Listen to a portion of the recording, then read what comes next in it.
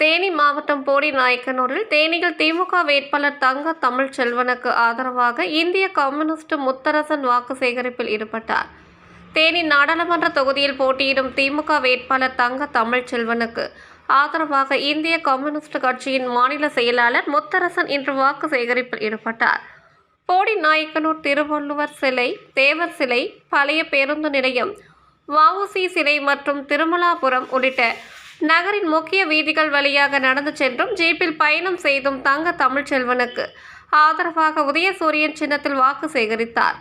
அப்போது பேசிய முத்தரசன் கூறுகையில், தொடர்ந்து மக்கள் விரோத ஆட்சி நடத்திய பாஜக மற்றும் அதற்கு துணை போன அதிமுக கட்சி வேட்பாளர்களை தோற்கடித்து இந்தியா கூட்டணி வேட்பாளரான தங்க தமிழ்ச்செல்வனை வெற்றி பெற செய்ய வேண்டும். மேலும் ஆர்.கே. நகரில் டோக்கன் கொடுத்து வெற்றி பெற்று அப்பகுதி மக்களை ஏமாற்றிய டிடிவி தினகரன் தற்போது தேனி தொகுதி மக்களையும் ஏமாற்ற வந்துள்ளார். அவருக்கும் இந்த தேர்தலில் தகுந்த பாடத்தை மக்கள் புகட்ட வேண்டும் என்று பேசினார்.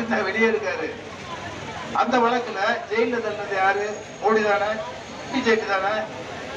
இவரை நம்பி நாங்க பழனிசாமி அரசாங்கம் சரியில்லை காண போயிட்டு நகை காண போயிட்டு என்று சத்தம் போட்டு கதறி அழுதுகிற நிலையில் ஒரு சத்தம் எல்லா சத்தத்தையும் தாண்டி ஓங்கி ஒழிக்கும். ரொம்ப சத்தம் பக்கமும் ஓடுறோன்னு ஒரு பக்கம் கையை காமிச்சு அந்த பக்கம் கையை காமிப்பான்.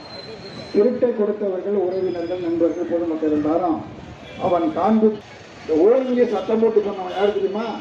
இந்த நகையை திருட்டு போய் தான் இந்த ஓடுறான் அந்த ஓடுறான்னு சொன்னது. அந்த நகைக்கு அந்த திருவிழா கூட்ட திருடனுக்கும் நம்ம நாட்டினுடைய பிரதமர் நரேந்திர மோடிக்கு இன்னும் வித்தியாசம்.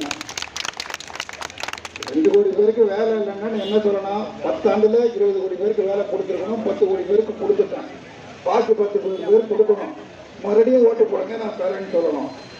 15 லட்சம் பணம் என்னையாச்சுன்னு கேட்டா 10 லட்சம் உங்க வங்கி கணக்கில் வர வச்சுருக்கேன், பாக்கி 5 லட்சம் பாக்கி இருக்குது, மறுபடியும் ஓட்டு போடுங்க, நான் மறுபடியும் உங்களுக்கு ஏற்பாடு பண்ணுறேன்னு சொல்லலாம். அதையெல்லாம் மூடி மறைச்சிட்டு திருவிழா கூட்டத்திடம் நிஜமாற்றியதை போல மக்களை திசை மாற்றி பிரச்சனையிலிருந்து வேறொரு பக்கமாக திருப்பி விட்டு தப்பித்துக் கொள்ளலாம் என்று முயற்சி மேற்கொள்கிறார். அந்த முயற்சி வெற்றி பெறாது.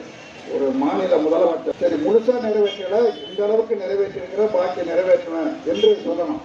ஒரே ஒரு வாக்குறுதி கூட மோடியால நிறைவேற்ற முடியல. நம்ம வீட்டில் அன்றாடம் பயன்படுத்துகிற சீப்பு, சோப்பு, கண்ணாடி, எண்ணெய், நம்ம குழந்தைகள் பயன்படுத்துகிற நோட் புத்தகம், பென்சிலு, ரப்பரு, அலுமினிய பாத்திரம் அத்தனைக்கும் வரி கட்டுறோம். மத்திய அரசாங்கத்தினுடைய நிதியை சுரண்டுகிறது அப்படின்னு அப்பட்டமான ஒரு பொய்யை சொல்றாரு. நான் 1 ரூபாய் வரி செலுத்தினால் ஒன்றிய அரசாங்கம் நமக்கு திருப்பி கொடுப்பது வெறும் 29 பைசா தான். பாக்கி 71 பைசா மோடி மவத் போட்டுறாரு, அவர் எடுத்துக்கிறாரு. உத்தரப்பிரதேச அரசாங்கம் 1 ரூபாய் கொடுத்தா 2 ரூபாய் திருப்பி கொடுக்குறாரு. இது என்ன நியாயம்? இது ஒரு கண்ணில் வெண்ண ஒரு கண்ணில் சொன்னாமா? வளர்த்த தங்க தமிழ்ச்செல்வன் தேடிக்கிட்டு இருக்கிறாங்க. அங்க டோக்கனை கொடுத்து ஓட்ட வாங்கிட்டு ஜெயிச்சுட்டு போனவர் தான். எல்லாரும் அங்கே டோக்கன் வச்சுட்டு இருக்காங்க. எப்போ வருவார் தினகரன், எப்போ வருவார், பணம் வாங்கிக்கலான்னு காத்துக்கிட்டு இருக்கிறாங்க. இப்போ இங்கே டோக்கன் கொடுத்துருக்கிறாரு. அங்கே டோக்கனை கொடுத்துட்டு அங்கே அப்போன்னு விட்டுட்டு இப்போ திரும்ப இங்கே டோக்கன் எடுக்க இங்கே வந்திருக்கிறாரு. பார்த்துங்க, எப்படி பார்க்கணுமோ அப்படி பார்த்துங்க. அதுக்குமே நான் சொல்ல முடியாது. தேனிகாரங்க ரொம்ப கட்டிக்காரங்க, ரொம்ப புத்திசாலியாக உள்ளவங்க. ஊமையை வச்சு ஊமை ஆளுக்கு தெரியும்னு ஒரு பழமொழி உண்டு. அது மாதிரி தினகரன் யாரு என்னங்கிறது உங்களுக்கு எல்லாருக்கும் நல்லா தெரியும். பார்த்துங்க. அது மாதிரி அதிமுக அண்ணா இருந்த கட்சி தான், அதிமுக